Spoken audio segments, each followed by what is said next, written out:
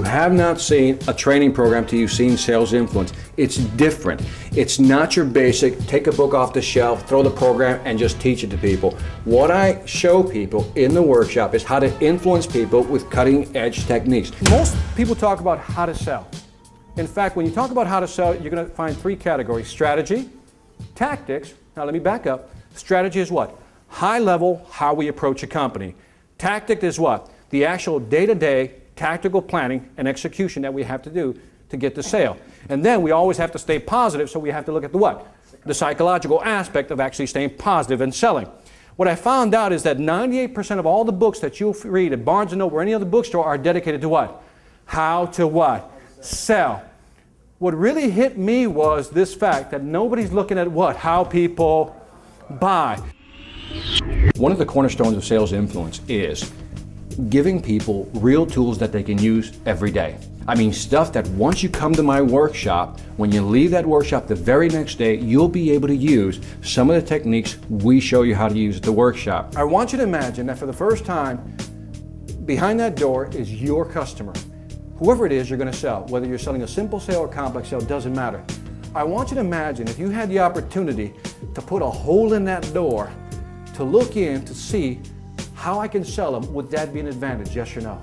Once you come to the program, you'll be able to look at certain things, understand the psychology behind them, learn how to integrate it into a sales training program, and when you marry them, I'm telling you right now, the next day you go out there, you're going to be able to use some of these influence techniques. Closing techniques are critical to your success, yes or no?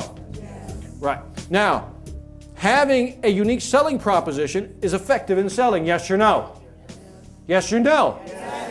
Last one, if you can't read it, I'll read it for you in the back. Are people skills key to success? Yes or no? Yes. What if I told you that all those three are completely wrong? Are completely wrong. One of the things I teach in the seminar is, for example, closing techniques really don't work.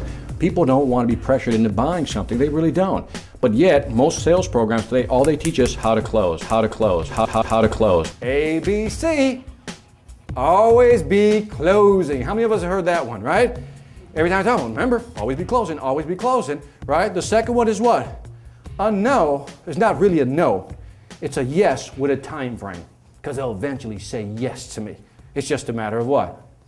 Time, right? Then they say, closing techniques will help you increase sales. So again, what you then do is you start memorizing all these closing techniques. The assumptive sale. Assumptive close. We all know, who knows what an assumptive close is? Let me run it to you. I show you a bunch of stuff, and I show you everything. You say yes, I like. Well, based on that, let's go ahead and get the process started. I just assume that you're going to buy, right? The other one is my favorite, the alternative close. The alternate close is like, based on what I've shown you, would you like it in red or would you like it in blue? Right? I give you a choice.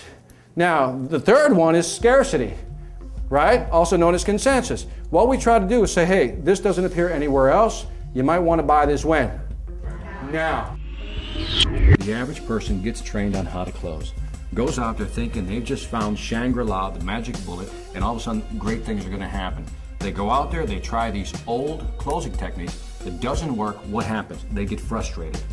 They say to themselves, why isn't this working? I mean, all the sales gurus, experts told me these techniques work. People hate being pressured into buying. And if you try to do it, if you try to be a slick car salesman and do it, people what?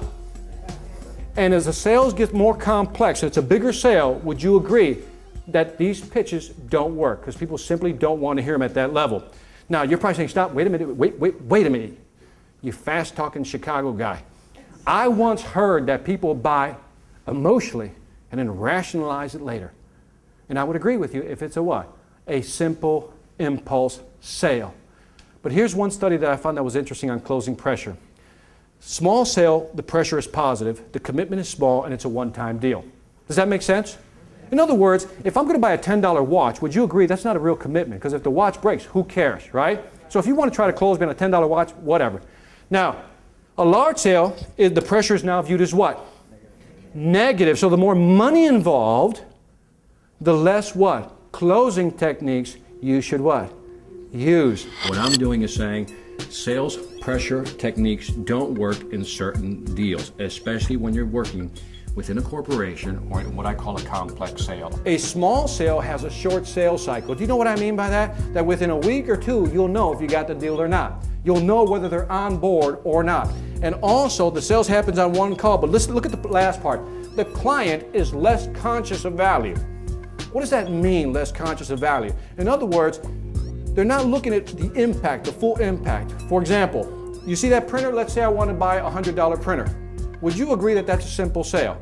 I will go to the store and make a decision to see if I want to buy it. Now you're not going to go back home and form a committee to decide whether you're going to buy this one printer, am I right?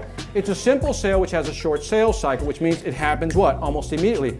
Here's something called a complex sale. It's a longer sales cycle, which means it takes what? More calls to close the deal. And because it takes more calls to close a deal, it's because it's a bigger item.